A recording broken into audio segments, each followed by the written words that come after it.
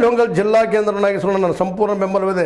ಈಗಾಗಲೇ ಮುಖ್ಯಮಂತ್ರಿಗಳ ಜೊತೆ ಮಾತುಕತೆ ನಡೆಸಿದ್ದು ಸದ್ಯಕ್ಕೆ ಬೆಳಗಾವಿ ಜಿಲ್ಲೆ ವಿಭಜನೆ ಮಾಡುವುದಿಲ್ಲವೆಂದು ಸ್ಪಷ್ಟವಾಗಿ ಹೇಳಿದ್ದಾರೆ.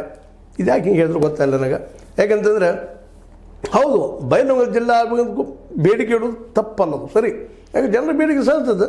ಆದಷ್ಟು ಚಿಕ್ಕ ಜಿಲ್ಲೆಗಳಾಗದಪ್ಪ ಅಂದ್ರೆ ಆಡಳಿತ ಚೆನ್ನಾಗಿ ಆಗ್ತದೆ, ಆದಷ್ಟು ಇದು ಒಳ್ಳೆಯದು.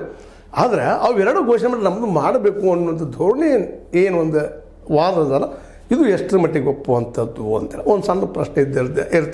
ಅದು ಅವ್ರ ಬೇಡಿಕೆ, ಅವ್ರ ಅಭಿಪ್ರಾಯ. ಅದಕ್ಕೆ ಅದ್ರ ಬಗ್ಗೆ ಜನರಿಗೆ ತಿಳಿಸೋ ಕೆಲಸ ನಮ್ಮದು. ಅದು ನಿಮ್ಮ ಜೊತೆಗೆ ಹೇಳ್ತಾ ಇದ್ದೀನಿ ಅಷ್ಟೇ. ಆದರೆ ಬೈಲಹೊಂಗಲ ಜನತೆ ಇವ್ರ ಜೊತೆಗೆ ನಮ್ಮ ಹತ್ತನೇ ಜನತೆಯೂ ಸಹ ಈ ಹಿಂದಿನ ಅಧಿವೇಶನದಲ್ಲೇ ನಮ್ಮದು ಸಪ್ರೇಟ್ ಜಿಲ್ಲೆ ಮಾಡಲಿ ಅಂತೇಳಿ ನಮ್ಮ ಲಕ್ಷ್ಮಣ ಸವದಿ ಅವ್ರ ನೇತೃತ್ವದಲ್ಲಿ ಬೇಡಿಕೆ ಇಟ್ಟಿದ್ದನ್ನು ಸಹಿತ ನಾವಿಲ್ಲಿ ಗಮನಿಸಬೇಕಾಗಿದೆ.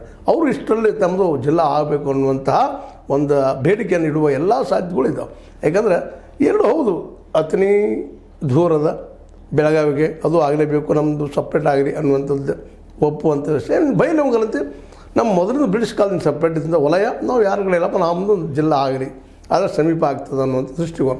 ಇನ್ನು ಇದನ್ನು ಜಿಲ್ಲೆಯನ್ನಾಗಿ ಎರಡೂ ಜಿಲ್ಲೆಯನ್ನಾಗಿ ಘೋಷಿಸೋದು ಮತ್ತೇನೋ ಮಾಡೋದು ಸರ್ಕಾರಕ್ಕೆ ಬಿಟ್ಟಂಥ ವಿಷಯ. ಮತ್ತು ಅವು ಯೋಗ್ಯ ನಿಶ್ಚಿತವಾಗಿ ಇದ್ದಾವಂತ ಅನ್ನೋದು ಮಾತನ್ನು ಗಮನಿಸಬೇಕಾಗಿದ್ದಿಲ್ಲ. ಯಾಕಂದ್ರೆ ಎಲ್ಲರಿಗೂ ಸಹಜದ ಇವತ್ತಿನ ದಿನದಲ್ಲಂತೂ ಎಷ್ಟು ಸಣ್ಣ ಪ್ರಮಾಣದ ಚಿಕ್ಕ ಜಿಲ್ಲೆಗಳಾಗ್ತಾವೋ ಅಷ್ಟು ಪ್ರಮಾಣದಲ್ಲೇ ನಾವು ಜನರ ಆಡಳಿತವನ್ನು ಚೆನ್ನಾಗಿ ಕೊಡಬಹುದು ಅನ್ನೋದು ಒಂದು ವಾದ ಬಹುದಿನಗಳಿಂದ.